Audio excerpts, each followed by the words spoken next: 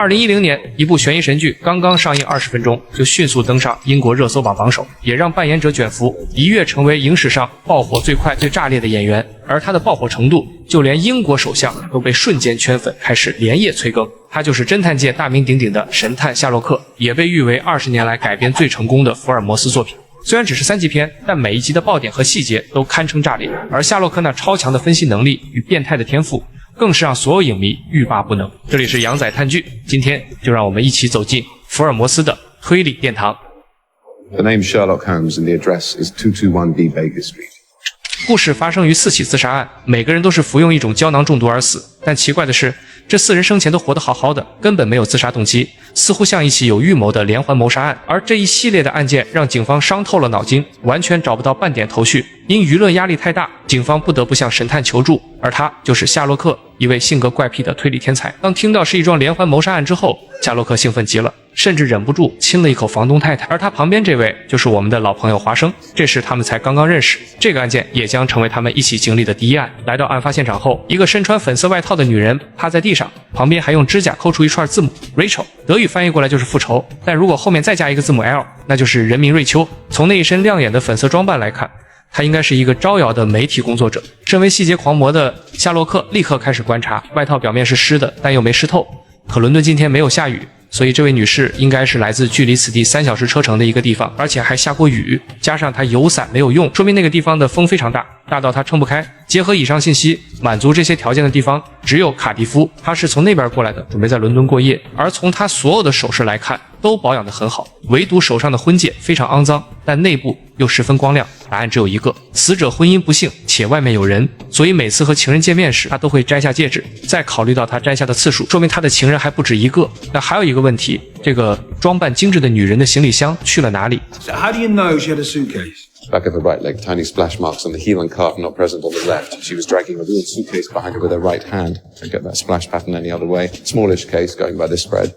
Case that size, woman this clothes conscious, could only be an overnight bag, so we know she was staying one night. Now where is it? What have you done with it? 警长听后瞬间懵了，说他们根本就没见到什么手提箱。夏洛克却一脸震惊，并不是他的推断出了错误，而是因为兴奋，说明一定是有人从这里拿走了他的箱子。而夏洛克之所以这么肯定，是因为从死者的外套、口红、指甲、高跟鞋来看，都是同一种粉色，所以她绝对是个注重外貌的精致女人。而她凌乱的头发足以说明她还没来得及订酒店，不然她绝不会以这种形象离开酒店。所以箱子放在酒店绝无可能，里面肯定有电话或者记事本之类的东西，凶手肯定害怕暴露身份，所以扔在了某个地方。现在的当务之急就是找到那个箱子。夏洛克还边跑边喊，让警方去查查他身边的亲朋好友，然后找到瑞秋的所有信息，说不定会有什么线索。说完就匆匆离开了这里，只留下一脸呆愣被夏洛克抛弃在原地的华生不知所措，因为这里离家实在太远了，还打不到车。女探员好心奉劝华生要远离夏洛克，因为他就是个痴迷于案件的疯子，案件越诡异他就越兴奋，如果哪天没有案子，说不定他还会自己弄一个案子来玩。而在回家的路上，华生发现每经过一个电话亭，铃声都会响个不停。出于好奇，他接起了旁边的电话，电话另一端是一个神秘男子，他告诉华生，你已经被摄像头全面监控。随后又向华生发出邀请，当面聊一聊。接着一辆轿车就停了下来，为了弄清楚真相，华生坐上汽车来到一处仓库。神秘男子自称是夏洛克的头号敌人，此番见面的目的就是希望华生能帮他监视夏洛克的一举一动，为此他愿意开出高价。虽然此时的华生与夏洛克刚刚认识，但他还是断然拒绝，并不想靠出卖他人获得利益。可没想到神秘男子早已把华生的资料查得一清二楚。 You have an intermittent tremor in your left hand.Your therapist thinks it's post-traumatic stress disorder. She thinks you're haunted by memories of your military service. Who the hell are you? How do you know that? Fire her. She's got it the wrong way around. You're under stress right now and your hand is perfectly steady. You're not haunted by the war, Dr. Watson. You miss it. Welcome back. Time to choose a side, Dr. Watson.就在神秘男子离开的瞬间，华生再一次收到夏洛克的短信，内容是可能有危险，而前2条则是若方便请速来贝克街，若不方便还是来一趟。意识到有危险，华生先是回原来的住处拿了一把手枪，可等他回到贝克街后，却发现夏洛克正舒服地躺在沙发上，而他这么着急喊华生回来的原因，竟只是让他发一条短信。 Mrs. Hudson's got a phone. Yeah, she's downstairs. I tried shouting, but she didn't hear. I was the other side of London. There's no hurry. 华生被整得有些生气，但还是将神秘人的事情说了出来。 Did he offer you money to spy on me? Yes. Did you take it? No. Pity we could have split the fee. Think it through next time. 华生有点蒙圈，但更让他费解的是，夏洛克要发短信的收件人竟是受害人。 Wasn't that the dead woman? Yes, that's not important. Just enter the number. You doing it? Yes. You've done it? Yeah, hang on. These words exactly. What happened at Lauriston Gardens? I must have blacked out. 22 Northumberland Street. Please come. 还不等华生询问，更不可思议的一幕发生了。只见夏洛克真的找到了一个粉色行李箱，华生连忙询问这是怎么一回事。夏洛克解释道，根据死者一身的粉色打扮，行李箱肯定也是粉色，而凶手带着这么一个极为显眼的目标，肯定很容易引起怀疑，所以必定会扔掉。于是夏洛克在案发地5分钟的车程内找遍了所有隐藏的角落，不到1个小时还真的被他翻出来了。可惜的是，箱子里面没有手机和记事本之类的。如果是常人捡到手机，肯定猜不出那条短信的含义。但如果是凶手，肯定会惊慌失措。果不其然，没一会儿就收到了凶手的来信。那接下来就是在目的地守株待兔。随后，两人来到约定点的斜对面。夏洛克很想知道凶手是如何在闹市把人给毒死的，这实在太吸引人。接着，他们来到一家餐厅，见到是夏洛克，老板非常热情的要给夏洛克免单。原来3年前发生了一起惨绝人寰的3尸案，店老板成了首个嫌疑人，是夏洛克帮他洗脱了嫌疑。因为在案发时，店老板正在外地进行入室抢劫，为表示感谢，老板免除了他所有用餐费用。看着他们的模样，老板还好心的给两人点了一根蜡烛，营造浪漫的气氛。或许是受到环境的影响，两人的话题也开始跑偏。 You don't have a girlfriend then? Girlfriend? No, not really my area. Oh, right. Do you have a boyfriend? Which is fine, by the way. I know it's fine. So you've got a boyfriend? No. 夏洛克本想拒绝华生的好意，可就在这时，街对面出现了一辆可疑车辆，那人的目光还透露着怪异，眼看就要逃走。夏洛克赶紧追了出去，华生也紧随其后，就连拐杖都忘了拿。可等他们出来后，那辆的士已经启动逃之夭夭。夏洛克见状，立刻开启了脑子里的活体导航。 Right turn, one way, roadwork, traffic lights. Bus lane, pedestrian crossing, left turn only, traffic lights.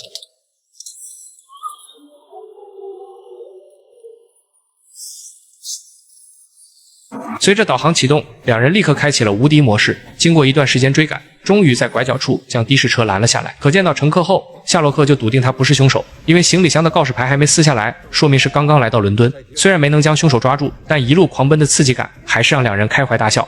就在这时，餐厅老板给华生送来了拐杖，华生这才注意到自己的战后创伤症竟然好了，回也不再瘸了。可等他们上楼后，却发现警方正以搜查毒品为由，给夏洛克来了一个下马威，希望他不要再单独行动，但同时也带来一条新的线索。死者女儿的名字就叫瑞秋，可在14年前，这个瑞秋就已经死掉了。夏洛克觉得不对劲，一个常年周旋于男人之间的女人，怎么会在临死前拼命的用指甲抠出女儿的名字呢？这显然不合常理。夏洛克的思路像是被什么东西卡住了一样。就在这时，房东太太突然对夏洛克说道 Doorbell working. Your taxi's here, Shirley. Order a taxi, go away. Oh dear, they're making such a mess. What are they looking for? It's a drugs bust, Mrs. Hudson. They're just on my hip. They're herbal soothers. Shut up, everybody! Shut up! Don't move, don't speak, don't breathe. I'm trying to think. Anderson, face the other way. You're putting me off. What? My face is? Everybody quiet and still. Anderson, turn your back. Oh, for God's sake. Get back now, please. Quick. What about your taxi? Mrs. Hudson! 夏洛克突然想明白了其中的关键，死者是故意这样做的。在他下车的时候，他就知道自己的死期将至，所以留下手机，目的就是给他们留下线索。而瑞秋也不是人名，在行李箱中的名牌上写有邮箱地址，只要进入邮箱，登录手机的定位系统，那自然就能锁定凶手的位置。而登录邮箱的密码就是瑞秋的拼写，果然登录成功。可令人没想到的是，手机的定位竟然就在夏洛克家里，这是怎么一回事？但就在这时，房东太太再次跑了上来。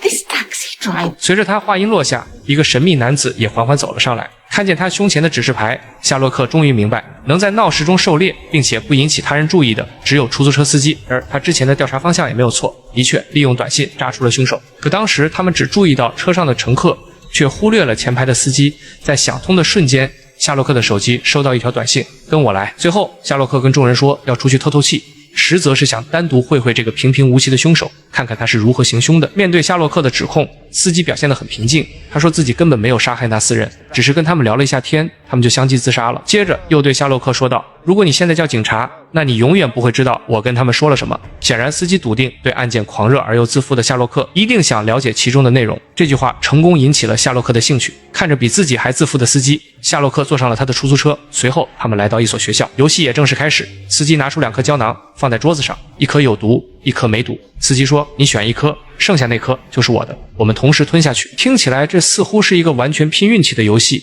可这个司机已经连赢4次，难道真的只靠运气？ I know how people think. I know how people think. I think. 司机的意思显然是通过心理战来赢下对方，可论其心理博弈，夏洛克又怎会输给其他人？于是立刻做出反击。在车上时，他注意到司机耳背后面有泡沫，还出现很多次，说明司机是个独居老人，没有人提醒他。而在驾驶位上用新相框挂着孩子们的相片，但母亲那一部分却被剪掉，说明孩子被母亲带走了，而司机很想念孩子，却又见不到他们。显然他是一个被抛弃的父亲。另外，司机的衣服虽然很干净，但都超过3年以上，说明他注重外表，却没有长远的规划。可就是这么一个人，却用毒药连续害死4个人，这里面显然是藏有什么秘密。 3 years ago. Is that when they told you? Told me what? That you were a dead man walking. So are you. You don't have long, am I right? 夏洛克敏锐的洞察力瞬间击穿了司机藏在阴暗里的信息，眼看秘密被揭穿，他也不再隐瞒，说自己得了动脉瘤，已经时日无多，便想在最后的日子里给孩子们留一些钱。恰好在这时有人愿意帮助他，但条件是杀人，只要他每杀1个人，他的孩子就能得到一笔不小的赞助费。 Sponsor a serial killer. You'd be a fan of Sherlock Holmes. You're not the only one to enjoy a good murder. There's others out there just like you, except you're just a man. And there's so much more than that. 夏洛克追问他们指的是谁，可司机却闭口不谈，甚至掏出手枪，让夏洛克马上做出选择，要么选择胶囊，要么选择子弹。 I'll have the gun, please. Are you sure? Definitely. The gun. You don't want to phone for it? The gun. 原来夏洛克早就看出这不是一把真枪。对于分析人物心理，他从不惧怕任何人。接着便起身离开，可还没走到门口，司机却叫住了他，说自己肯定能在赌命游戏上赢下夏洛克。这个激将法果然有效，好胜心极强的夏洛克毫不犹豫地选择了一颗胶囊。可就在他要吞下时，原来是华生赶到了。中弹的司机奄奄一息，可夏洛克并不关心他的伤势，而是想知道自己是否赢下了这场生死游戏。但司机却宁死不说。眼看他油盐不进，夏洛克也顾不了什么才是正义之举，他一脚踩在司机的伤口处，质问他背后的金主是谁。 A name! Now! The name! 莫里亚斯这个人又是谁？夏洛克对这个名字感到非常陌生，殊不知这个人将是他今后最大的劲敌。片刻之后，警察赶到了现场，他们想从夏洛克口中得到什么，可夏洛克却说自己受到了惊吓。面对他们的追问，夏洛克也没告诉警方那个隐藏的枪手是谁，毕竟对他而言，比起遵守规则、护住自己的搭档更重要。而案件的结尾，影片中并没有给到我们一个明确的答案。在这场生死赌局之中，夏洛克拿起的胶囊到底是绝路还是生路，并无人知晓。每个影迷都有自己的答案。其实这场赌局，夏洛克并不是被动入局，而是他主动设下的反操控陷阱。